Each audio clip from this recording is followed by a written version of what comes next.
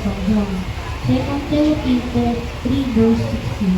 Ang lahat ng kasulatan ay kinisihan ng Diyos at mapapakinabangan sa pagtuturo, sa pagsasaway, sa pagsaway, pagkukulit, at pagsasaway sa katangahan. 2 Peter verse 21. Sapagkat walang utsisiya na dumating kailanman sa pamamagitan ng kaloob ng tao, kundi ang mga tanong inagbukan ng Espiritu Santo ay nagsalita mula sa Diyos. Why did God give us the Bible? Psalm 20 verse 25. Ilawan sa ating mga paa ang salita mo at iwanag sa landas ko. Psalm 20 verse 30. Ang paghahayag ng iyong mga salita ay nagbibigay ng kaliwanagan, nagbibigay ng unawa sa walang karunungan.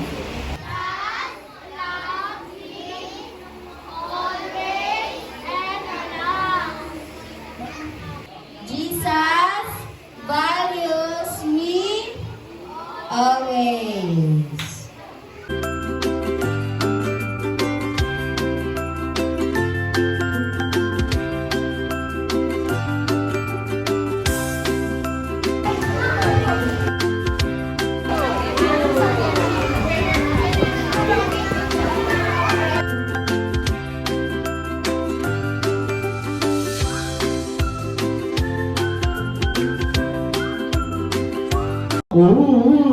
Okay? 1, 2, 3, go!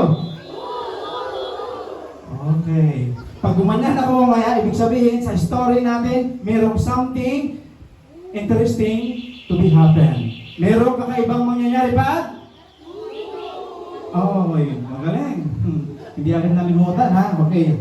Mamaya yung patulog-tulog, baka hindi, okay, walang matutulog, ha? Okay, si Jesus, siya ay naglalakad from Judea to Galilee. Lakad si Jesus, kasama niya ang kanyang mga disciples. 12 disciples and other people that wanted to follow Jesus. Lakad siya. Lakad. Sino naglalakad ng malayo? Meron. Tapos, nung tanghali na, napagod si Jesus. Ang dami niyang pawis. Ang sabi niya, ay, nakakapagod pala. Nakakapagod, maglakad. Sabi niya sa kanyang disciples, okay mga disciples, bumili mo na kayo ng tinapay doon sa bayan para meron tayong pagkain. Ako ay pagod, uupo muna ako dito. Yes po, Master. Akin na po yung pambili. Wala pa pang pambili naman, pero meron silang pupuntahan para makakuha sila ng pagkain.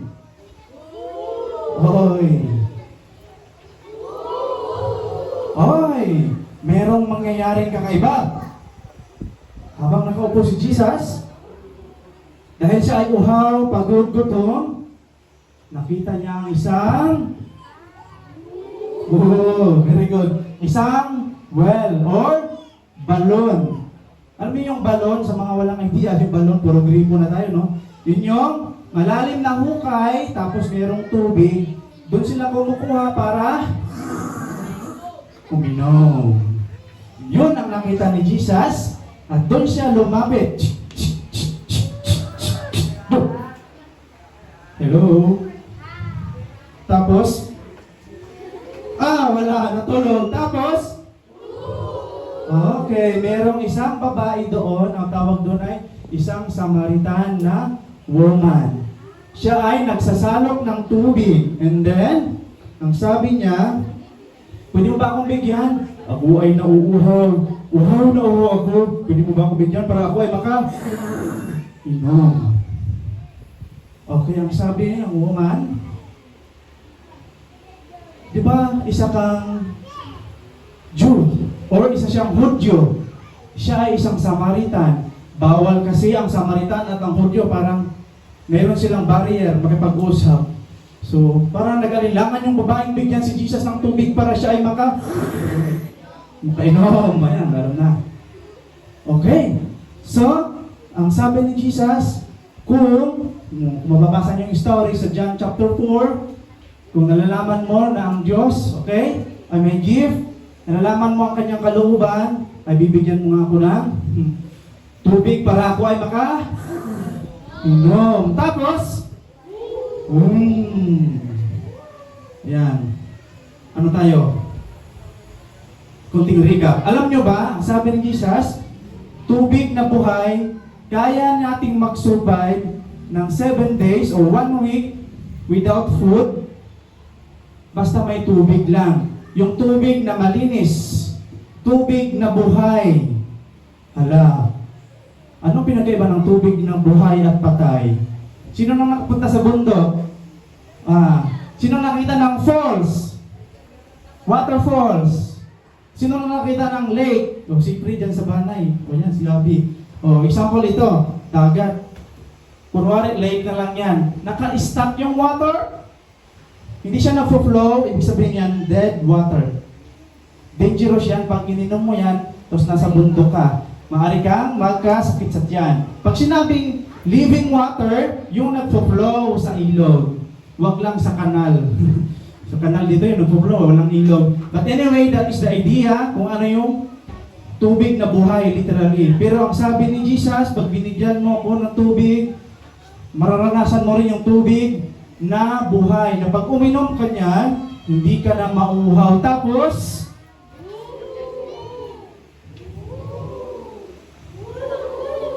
sino mas malakas? Dito, mamaya titignan ko ha.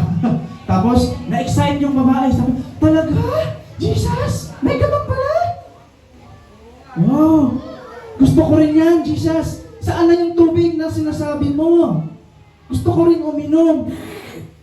Dahil hindi na ako mauhaw kailanman. Pero ang sabi ni Jesus, hindi mo naintindihan yung sinabi ko. Ang ibig sabihin pala ni Jesus, yung water is yung gift from God, yung love ng Panginoon, yung kanyang Holy Spirit na pag naranasan mo, magkakaroon ka ng kasiyahan sa buhay. Kasi yung babae, malungkot pala yung babae. Umiiyak pala yung lagi. Kaya siya tanghali nag-iigib sa balon kasi siya ay malungkot. Pero nung na-meet niya si Jesus, naging masaya na siya. Masaya na siya sa kanyang buhay, sa kanyang asawa, sa kanyang pamilya, at isinare na yun sa lahat ng mga tao sa lugar nila. Tapos, very good. Ang sabi nga ng ating verse, yan. Basa muna tayo. 1, 2, 3, go!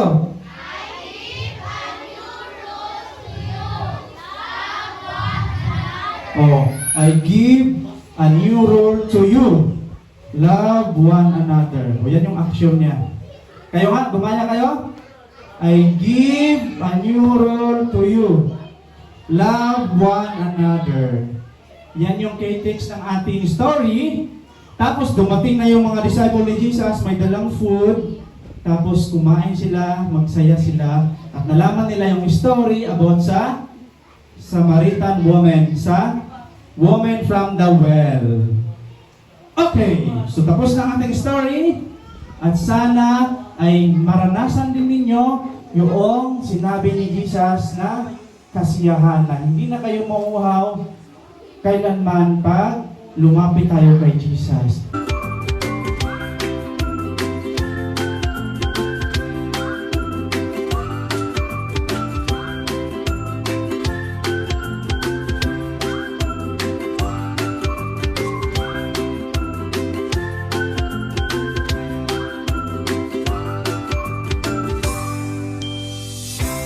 What's your prayer? And may surprise din si May. Ayan. What's your prayer? So, ayan. Tapos na yung iba. Sige, pumila na kay Ma'am Grace. Pag natapos ng mag-connect, Reach sit happiness. down. Okay. Okay, don't forget ang title of our story today, ha? Please, Woman in the Well.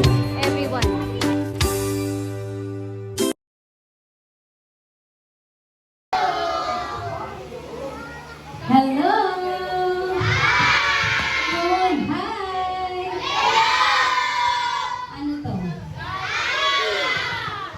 saging? Sa English? Banana. Bago ang lahat, may share ako sa inyo tungkol sa saging. Pero ako muna ay tawagin yung Ate Mi. Sino ako? Yun, Ate Mi. Ako ay part ng Bear Fruit Health Initiatives. Kaya ako na andito, asawa din ako ni Pastor Yong. Ayan, nasa likod. Ayan. Si Pastor Yong ang nag-lead sa mga iglesia dito sa South Taguig.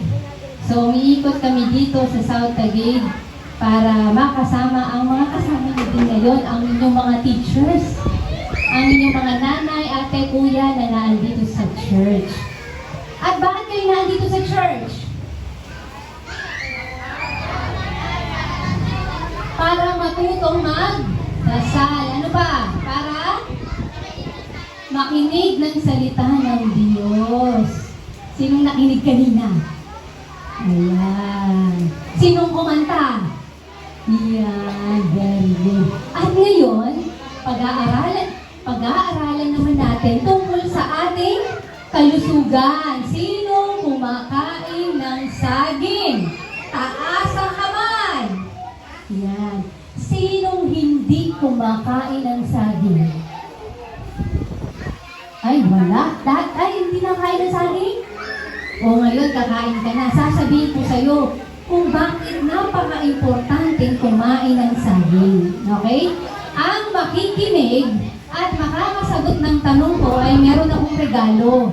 Naano na yun, oh. Yan, okay? So, sasagutin niyo yung tanong ko, bibigyan ko kayo ng regalo. Handa na ba kayo? Ang saging? Ano to? Wala pa nga akong sinasabi, dahil nyo na, no? Ang saging ay masustansya. O, tandaan nyo ito, ha? Ang saging, nagbibigay sigla at galing. Okay, una. Ang saging, nagbibigay sigla at galing. Okay, bakit? Bakit? Simulan natin. Number 1. Anong nasa loob nito? Utak. Ang saging pala, nakakatalino. Sino gusto maging matalino? Ang marala. Pag kumain ka pala ng saging, ikaw ay tatalino. Kaya pala, yung mga nasa school, gusto nilang tumaas yung grade nila, kakain muna sila ng saging. Kasi naaalala nila, yung pinag-aralan nila, kapag may exam, may quiz, si teacher, naaalala nila, nasasagutan nila. Ganun pala. Okay, number 1, ang saging ay Okay, number 2, ang saging ay lakas. Nakakalakas pala ang saging. Alam niyo ba yung mga atleta, yung mahilig sa sports? Alam mo yung mga sports? Basketball, volleyball, takbo, biking, ano pa? Badminton. Para lumakas sila, ang kinakain nila ay saging pala. Una, talino. Pangalawa, pangatlo, pampaganda ng, anong nasa loob nito? Puso. May kilala ba kayo may sakit sa puso? Anong sasabihin nyo na ngayon? Kumain ng? Saging. Maganda pala ito sa puso. Kaya kung ayaw mong magkasakit, kung ayaw mong magka-heart attack, kumain ka ng saging. Ay, very good. Pang-4, ang saging ay maganda sa tiyan. Anong ginagawa sa tiyan? Pag ikaw hindi ano yun? Secreting. Ayun na nga. Pag ikaw hindi makapupo, kailangan pala na saging. Maganda pala ito sa tiyan, sa digestion, kasi nakakalinis pala ito ng tiyan. Okay, una, pangalawa, pangatlo, pampaganda ng pang-4, pampaganda ng tiyan. Pang-5, ano ang pang-5?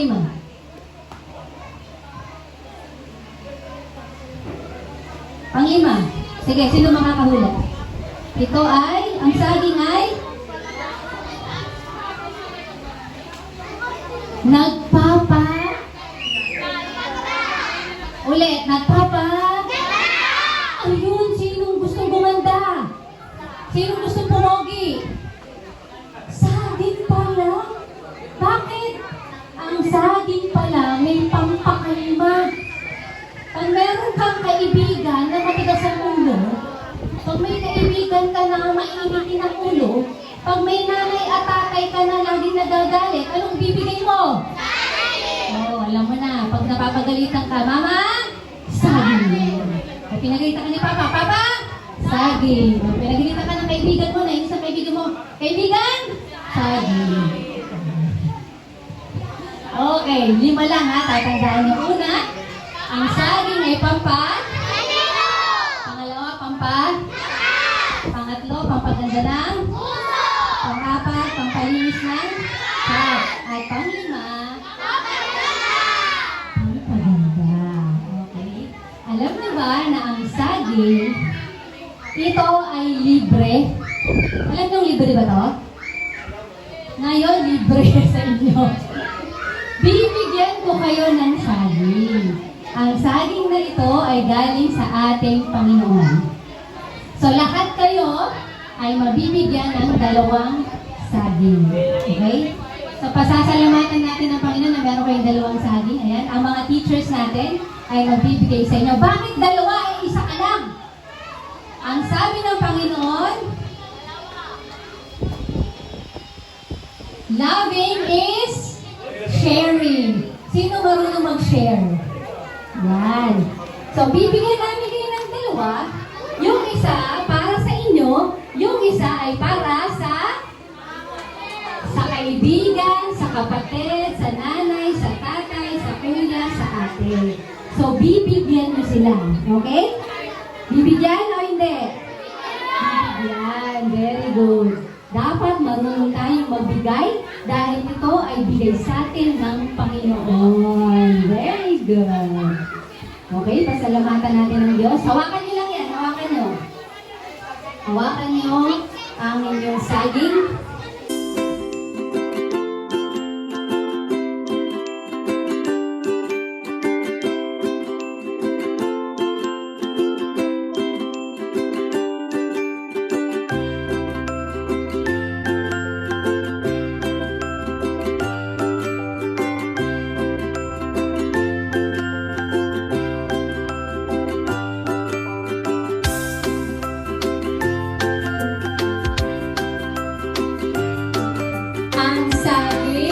Nagbibigay ng lakas at galing.